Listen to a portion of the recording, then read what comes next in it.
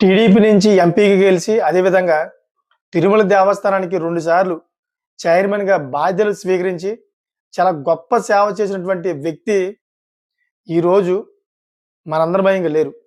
So, ఆయన కుటుంబం పరిస్థితి ఎంత దారుణంగా ఉందంటే, ఒక రకంగా చెప్పాలంటే చంద్రబాబు నాయుడు గారికి ఇది తీవ్ర విషాదం అని చెప్పాలి.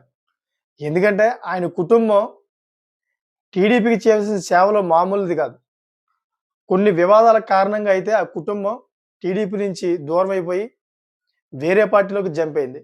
సో, అప్పటినుంచి వాళ్ళకి ఎన్ని కష్టాలొస్తున్నాయంటే, వాళ్ళ కష్టాలు దేవుడు కూడా పట్టించుకోవట్ల. వాళ్ళు రాబోయే రోజుల్లో ఏం చేసుకుంటారో వాళ్ళకే అర్థం అవ్వట్లేదు. సో, అటువంటి వ్యక్తి గురించి మనం తెలుసుకుందాం. చిత్తూరు నియోజకవర్గం నుంచి అయితే ఆయన టీడీపీకి 2 సార్లయితే ఎంపీగా గెలిచారు. అదేవిధంగా తిరుమల దేవస్థానానికి కూడా 2 సార్లు ఆయన చైర్మన్‌గా పదవయితే స్వీకరించారు. ఎంతో గొప్ప పేరున్న వ్యక్తి. సో, రీసెంట్‌లీగా ఇప్పుడు బెంగుళూరులోని తన కొడుకు అదేవిధంగా తన కూతుర్ని బెంగుళూరు పోలీసులైతే అరెస్ట్ చేశారు. ఎందుకు అరెస్ట్ చేశారంటే, వాళ్ళు ఫోర్జరీ సంతకాలు చేసి, ఫోర్జరీ సర్టిఫికేట్లు గట్టా క్రియేట్ చేసి, ఎవరైతే డీకే ఆదికేశవ నాయుడు గారి యొక్క ఆస్తులు వేరే పేరు మీద అంటే వేరే వ్యక్తి యొక్క పేరు మీద బినామీగా ఉన్నాయని, ఆ బినామీ భూములన్నీ కూడా వీళ్ళు ఫోర్జరీ చేసి, వీళ్ళు భూములుగా క్రియేట్ చేశారని చెప్పి ఒక వ్యక్తి అయితే కంప్లెయింట్ చేశారు. సో, ఆ బినామీగా ఉన్న వ్యక్తి చనిపోవడం వల్ల ఇదంతా కూడా కథ వెనక్కి తిరిగింది. సో, కర్ణాటక ప్రభుత్వం అక్కడ సీబీఐ ఎంక్వైరీ పెట్టడంతోటి సీబీఐ రంగంలో దిగి ఎంక్వైరీ చేస్తే వీళ్ళిద్దరూ కూడా ఫోర్జరీ సంతకాలు చేసి, ఆ వ్యక్తి యొక్క ఆస్తిని వీళ్ళు కొట్టేద్దామని చూశారని చెప్పేసి సీబీఐ అయితే నిర్ధారించి వీళ్ళని జైలుకి పంపించింది. సో, అసలు వీళ్ళ ఆస్తి నిజంగా వీళ్ళదా లేక బినామీదా అనే విషయాలు మనం ఈ వీడియోలో పూర్తిగా క్లుప్తంగా తెలుసుకుందాం. అసలు జరిగిందేమిటి? బెంగుళూరులోని ఇంత పెద్ద పొలిటికల్ బ్యాక్‌గ్రౌండ్ ఉన్న వ్యక్తులు సీబీఐ అరెస్ట్ చేసి జైల్‌లో పెట్టిందంటే కర్ణాటక ప్రభుత్వం. అసలు ఏం జరిగింది? ఆ బినామీ ఎవరు? అసలు వీళ్ళు ఎందుకింత దీనస్థితిలో ఉన్నారు? ఎక్కడో ఎవరో పేరు మీద ఉన్న కొంచెం ఆస్తి కోసం ఎందుకింత తహతహలాడుతున్నారనే విషయాలు మనం ఈ వీడియోలో తెలుసుకుందాం. సో, దయచేసి ఈ వీడియోని మీరు పూర్తిగా లాస్ట్ దాకా చూస్తారని కోరుకుంటున్నా. అదేవిధంగా మీకు నచ్చితే గనక లైక్ అండ్ కామెంట్ చేసి చాలా మందికి షేర్ చేస్తారని అనుకుంటున్నా. అంతేకాకుండా ఒక చిన్న రిక్వెస్ట్ అండి. నేనైతే కొన్ని షర్ట్స్ అదేవిధంగా టీ షర్ట్స్ ఇటువంటివన్నీ కూడా నేను ట్యాగ్ చేస్తున్నాను అక్కడ. ఎందుకంటే ఫ్లిప్‌కార్ట్, అమెజాన్‌లో మీరు కొనుక్కుంటా ఉంటారు. రాబోయే సంక్రాంతికి అదేవిధంగా న్యూ ఇయర్‌కి ఈ క్రిస్మస్‌కి సంబంధించిన ఏ సందర్భంలో కూడా చాలా మంది షాపింగ్ చేస్తా ఉంటారు ఆన్‌లైన్ షాపింగు. సో, నాకేంటంటే యూట్యూబ్ తరపు నుంచి వాళ్ళు తక్కువ రేట్‌కి అయితే అమ్మని చెప్పేసి నాకొక ఆఫర్ ఇచ్చారన్నమాట. ఇప్పుడు నేను ఇచ్చిన ఈ ప్రొడక్ట్ మీరు క్లిక్ చేసి ఈ లింక్ నుంచి అయితే మీరు కొనుక్కుంటే గనక ఈ ఫ్లిప్‌కార్ట్‌లో గాని, అమెజాన్‌లో గాని మీకేంటంటే తక్కువ రేట్‌కి ఫ్లిప్‌కార్ట్‌లో మీరు కొనుక్కునే దానికంటే తక్కువ రేట్‌కి మీకు దొరుకుతది. సో, మీరు దాని నుంచి కొనుక్కుంటారని ఆశిస్తున్నాను. సో, సారీ అండి కంటెంట్ సంబంధం లేకుండా ఈ విషయం చెప్పినందుకు. సో, కంటెంట్‌లోకెళ్ళిపోదాం. అదేంటంటే అది 2019 నాటి కేసు మాట. ఆ కేసు వీళ్ళ మెడకు చుట్టుకుంది. సో, ఎప్పుడైతే డీకే ఆదికేశవులు చనిపోయారో అప్పటినుంచి వీళ్ళిద్దరి మీద కూడాను విపరీతమైన ఆరోపణలు పెరిగిపోయాయి.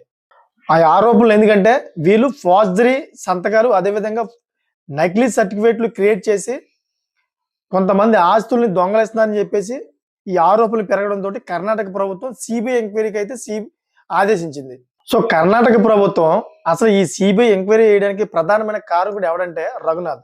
రఘునాథ్ అయితే వ్యక్తి ఏమంటున్నాడంటే ఆదికేశవ నాయుడు గారు నాకు కొన్ని బినామీగా అయితే ఆస్తులు రాసివ్వడం జరిగింది. ఆ ఆస్తులని కూడా మళ్ళీ తిరిగి రాసిచ్చేసా. మిగతా ఆస్తులన్నీ కూడా నాయే, నాకు సంబంధించినయే. కానీ వీళ్ళు మీయి కాదయ్యి మా నాన్నగారు సంపాదించని చెప్పేసి బలవంతంగా ఫోర్జరీ చేసి నన్ను బలవంతంగా సంతకాలు పెట్టమని, నా ఆస్తిని మొత్తం కూడా దొంగిలించడానికి చూస్తున్నారని చెప్పేసి ఆ వ్యక్తి ఆరోపణలు పెరిగాయన్నమాట. ఎప్పుడైతే ఈ ఆదికేశవులు చనిపోయారో ఆ తర్వాత కానించి.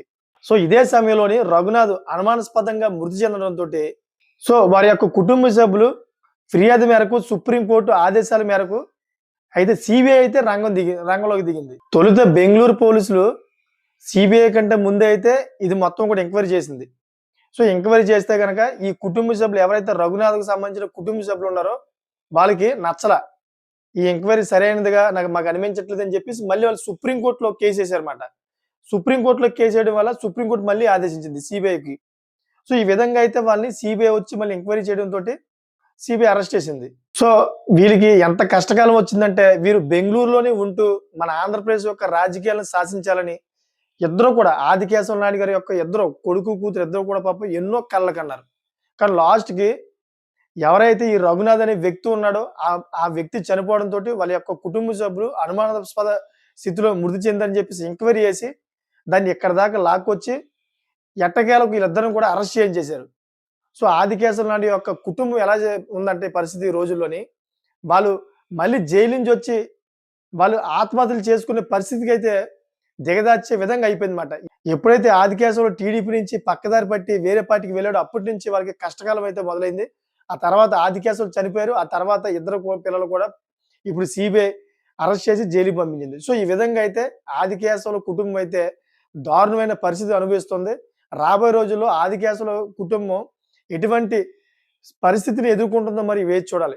ఎందుకంటే చాలా దారుణమైన స్థితిలో అయితే ఉంది. సో మీకు ఏమనిపిస్తుందో దయచేసి కామెంట్ రూపంలో కామెంట్ చేయండి. Thanks for watching friends.